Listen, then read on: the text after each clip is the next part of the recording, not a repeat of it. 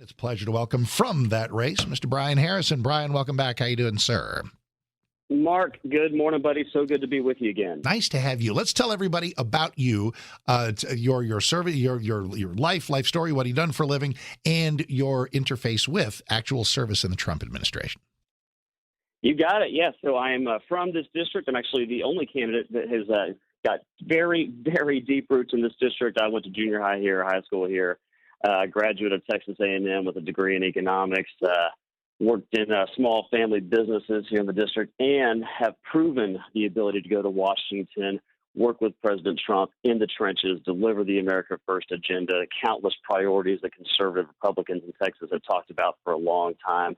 I was recruited from my home and small business right here in Ellis County in Texas 6, and just couldn't be more proud of what I was able to accomplish for my friends and neighbors back home in Texas working with President Trump. I mean, where we defunded Planned Parenthood. Republicans had promised to do that for 50 years. We finally got it done. You know, we banned fetal tissue research, ended unfair taxes, slashed regulations, created term limits for bureaucrats, launched a taxpayer accountability board to save hard-earned Americans money, lowered drug prices, let people escape Obamacare. I mean, I could go on for on and on. Stood up to China, ended federal programs, and I'm most proud of my work working with President Trump to secure the border of the United States. And my guess is we'll want to talk a little bit about that. Well, let's go right to it, because every Republican in there has a certain position about the borders. You're offering yourself up as unique in that you're the guy who has sued the Biden administration for something. What's the lawsuit, and what do you seek?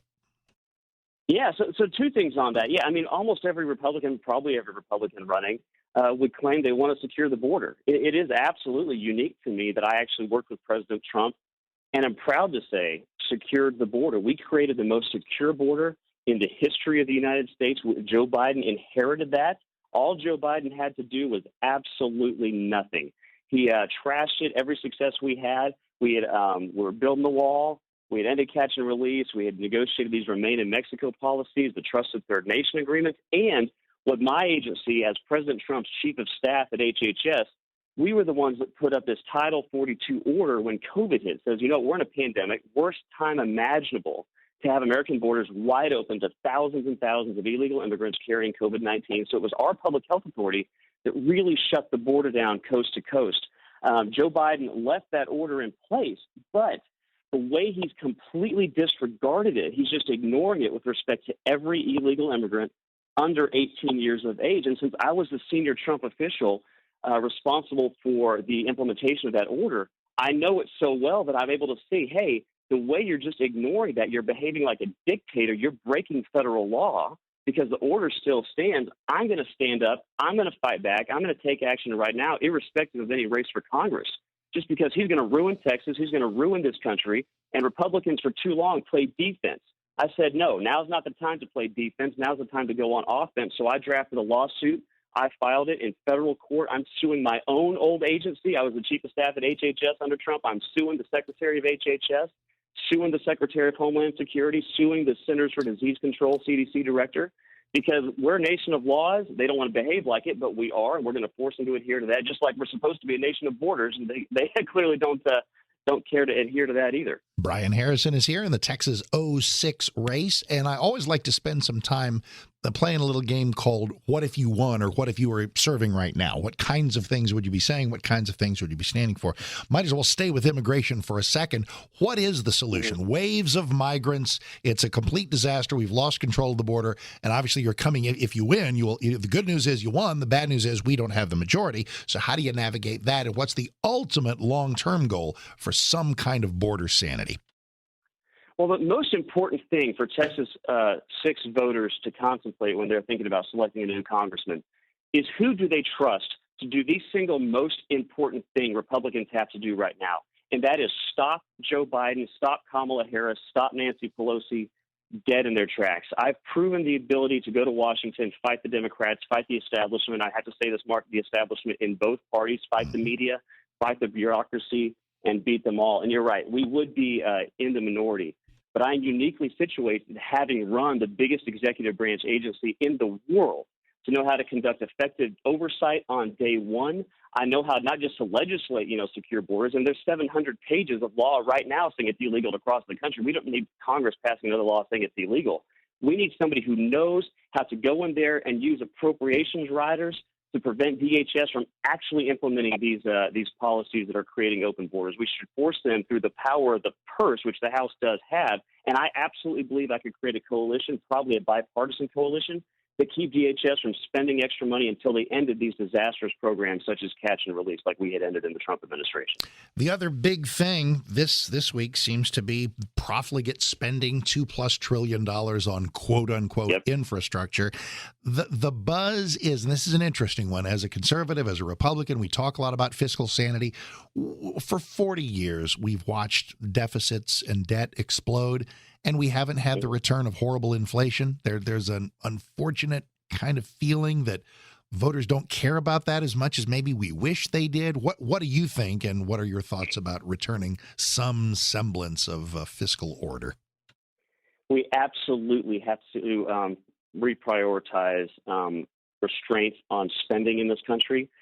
Both parties, I have to say this, and quite frankly, the establishments in both parties talk a good game about spending, but when it comes down to it, they drop the ball. We cave. We haven't taken spending seriously enough. We haven't taken debts and deficits serious enough. I would expand for starters, the type of work I did in the Trump administration. Just a couple things. I instituted for the first time at HHS a taxpayer accountability board. That one action is projected to save $800 million a year. Also, I found a way to take on burdensome and costly regulations in a historic and unprecedented manner.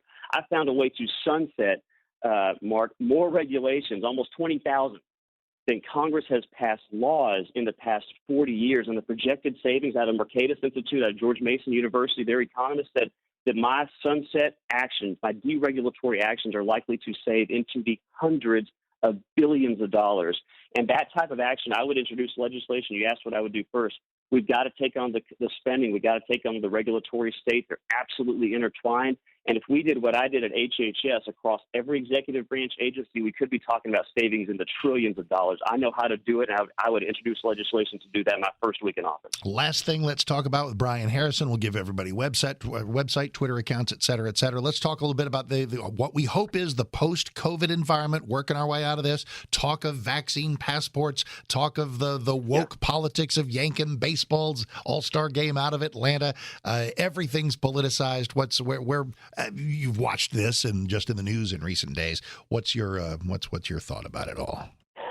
Yeah, as somebody who proudly helped President Trump stand up Operation Warp Speed and set up a swift and decisive and very effective response to a once-in-a-generation pandemic, at this point in our history, thanks to the success of Operation Warp Speed and the fact that just as we and President Trump personally last September predicted vaccines would be widely available in April, something Biden is announcing today and getting lauded with praise for it. When we said it and President Trump said it last September, he was mocked.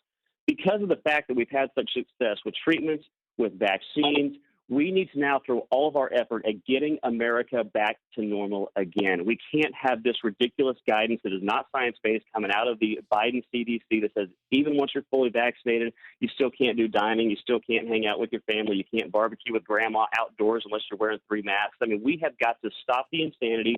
We have got to stop the Biden administration that wants to continue using this pandemic to control every aspect of our lives.